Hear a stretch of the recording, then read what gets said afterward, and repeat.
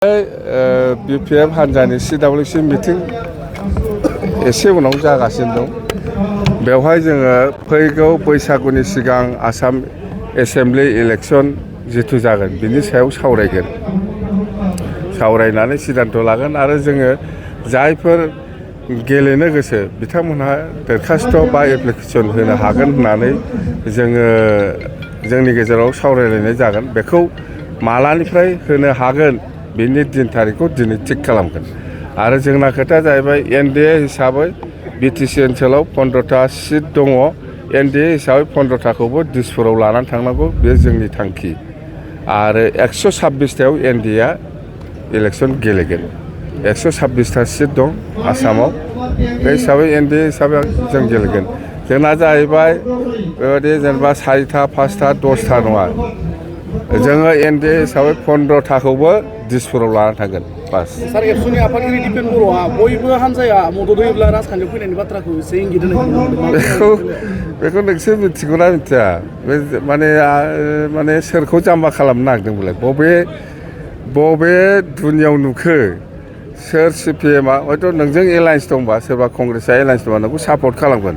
नोंहा सोरजों एलायन्स दं क्लियार खालाम। नोङो अल पार्टिजों एलायन्स खालामखांबाय नामा? BPFजों, कंग्रेसजों, BJPजों, CPMजों, UDFजों, रायजर दल। आसामाव बहुद पलिटिकेल पार्टि दं। रायलायदो, रायलायनानै बेबादि जानो हायोबाथ' मोजां। रायलायदो, BPFजोंबो रायलाय, कंग्रेसजोंबो रायलाय, BJPजोंबो रायलाय, UDFजोंबो रायलाय, रायजर दलजोंबो रायलाय, CPMजों रायलाय, CPIML दं, हाजारथा दल दं। बे दलफोरनि हेफाजाब नांगौ होनदों दा दिपेन बर'आ। सार सिडली बियाबाव साथाम साब्रैनि मुं ओंखारबाय। बे नामा हाजार ओंखारबाय थागोन। दिपेन बर'आ मोजां आइडिया। दिपेन बर'ना देरहागोन बियो। गासिबो दलनि हेफाजाब लानो नागिरदों दा।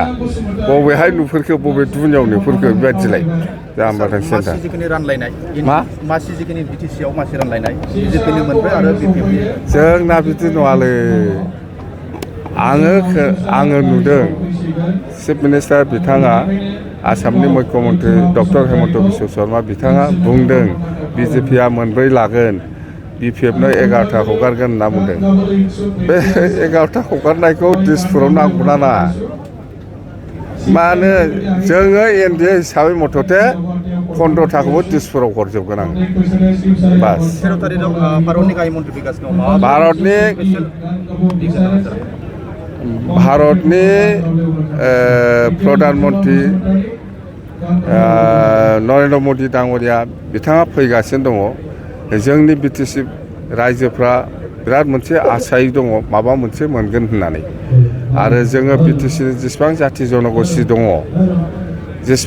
जन'गस्ति दङ, बयबो जयैनो बरायनो लाहार फाहार खालामगासिनो दं। जेसेबां जाथि जन'गस्ति दं जोङो बयबो जयैनो बरायगोन।